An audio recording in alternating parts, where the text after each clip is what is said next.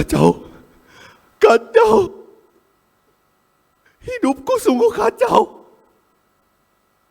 Mama, Papa, maafkan saya. Saya terpaksa kabur dan sudah gak berani bilang kepada kalian bahwa saya kecanduan judi online. Saya juga diam-diam mulai berhutang. Sekarang, debt collector dan polisi mencari-cari saya. Aduh, bagaimana ini? Lebih baik kamu pulang.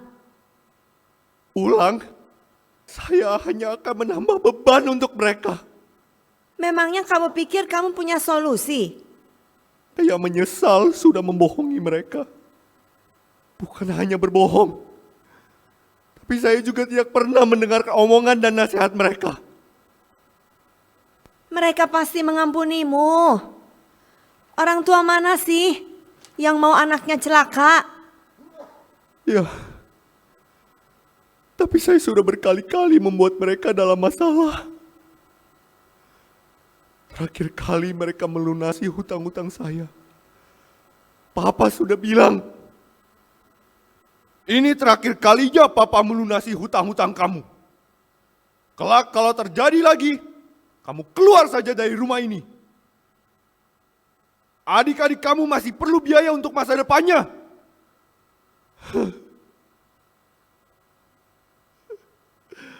Tante sendiri sedang apa di sini?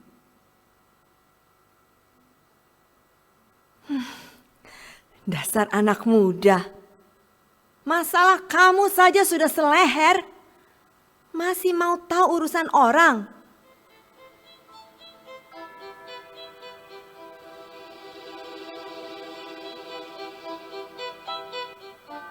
Kalau ada penyakit yang datang dari saat kita masih kecil, bahkan kita belum tahu bagaimana manisnya rasa es krim, ataupun lezatnya sepotong pizza, berkali-kali di CT scan, dibawa ke dokter, tiduran di meja operasi,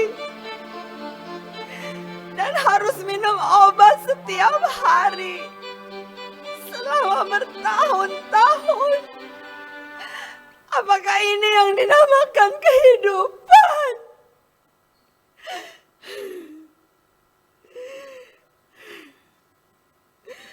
Apakah benar di atas sana ada yang namanya Tuhan? Atau apalah? Dewa? Atau siluman?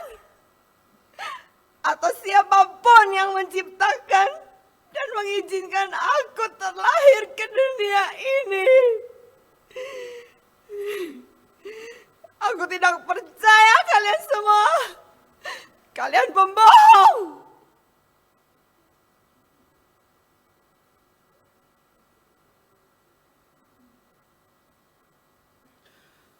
Selamat siang, Ibu. Saya ada kabar baik buat Ibu. Hanya kabar?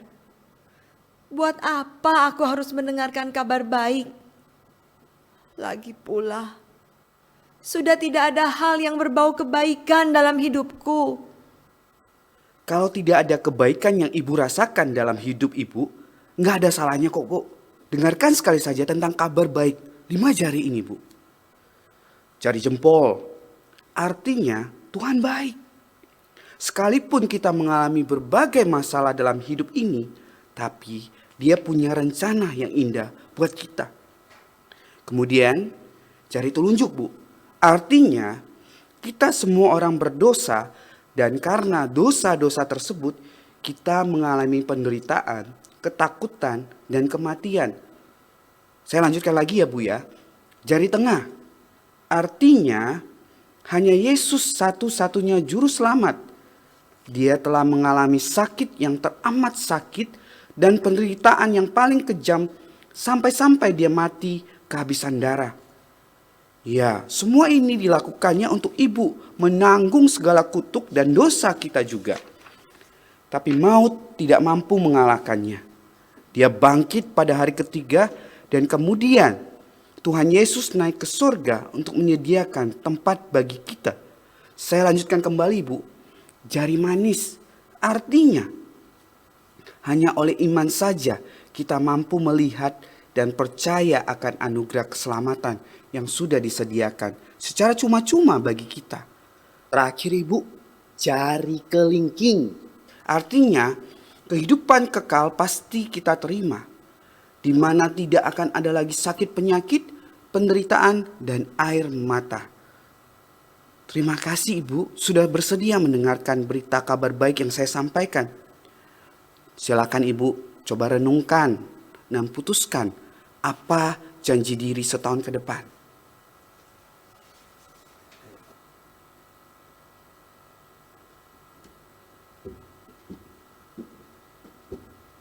Bagaimana bos? Sudah ikutin saran saya? Urusannya beres kan? Beres dong. Top banget dah saran kamu. Akhirnya urusan dengan bea cukai itu kelar. Barang-barangku semua sudah masuk. So pasti itu. Pokoknya nih bos, lain kali kalau kamu mau masukkan barang-barang secara ilegal, sudah tahu kan kamu harus cari siapa? Iya dong, sekali lagi thank you ya, terima kasih banget nih. Ngomong-ngomong ya, petugas yang kemarin yang bagian pemeriksa dokumen yang rese banget itu, sekarang kemana ya batang hitungnya ya? Paling susah tuh berurusan sama dia. Teliti, no compromise, dan galak lagi itu. No worry bos kalau urusan itu. Sudah saya atur. Saya suruh orang dalam fitnah dia. Saya bilang, udahlah kamu atur gimana? Dia bilang bahwa si bapak itu sering kali meloloskan dokumen-dokumen palsu. So dia dipindahin bagian dan sekarang orang saya tuh yang menjabat di bagian itu. Jadi gampang bos kalau urusan-urusan masuk barang. Oh, pantesan sekarang apa-apa jadi mudah nih.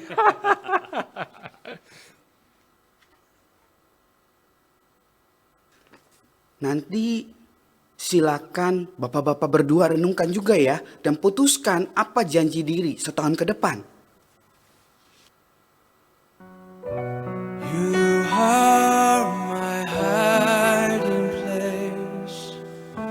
You always fill my heart with songs of deliverance. Whenever I am afraid, I will trust in you.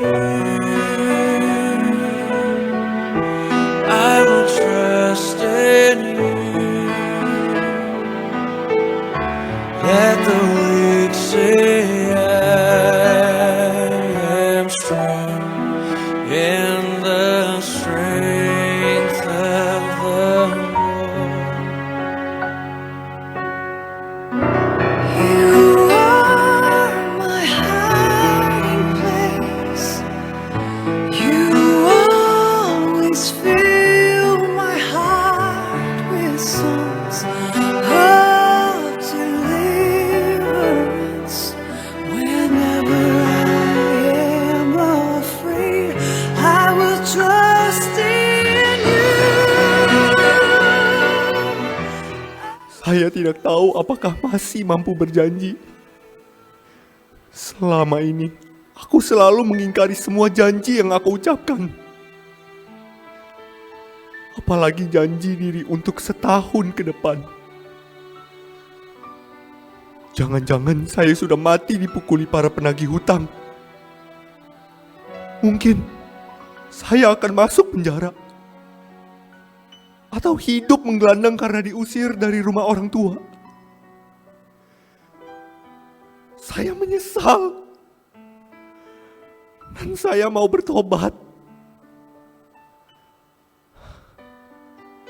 Kalau masih ada kesempatan, saya mau janji diri.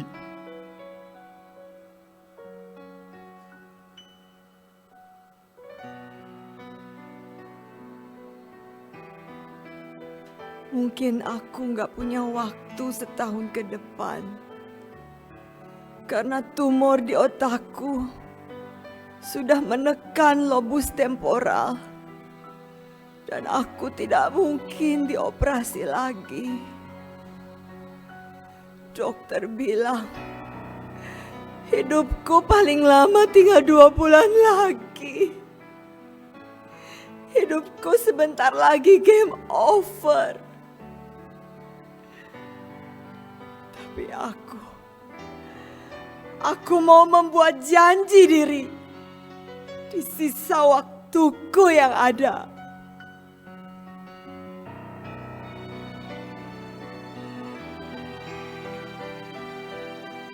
Betapa bobroknya hidupku. Selama ini aku tinggal di rumah mewah, bersenang-senang, di bulan keluar negeri, dan semua yang anak dan istriku makan dan pakai adalah uang dari hasil pekerjaan-pekerjaan kotorku.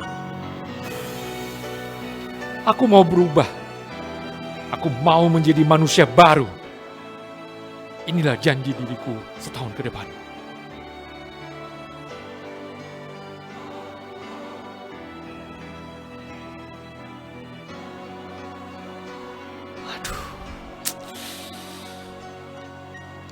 Apa yang aku harus lakukan sekarang? Janji diri setahun ke depan. Aduh, apa yang aku harus ubah? Ini atau ini?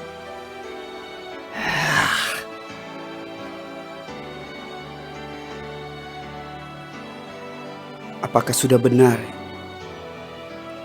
yang saya kerjakan selama ini? Saya begitu giat melayani, tapi tidak ada sukacita. Bahkan, saya semakin jauh daripada Engkau. Tolong ampuni aku ya Tuhan. Tolong ampuni aku. Inilah janji diriku 1 tahun ke depan.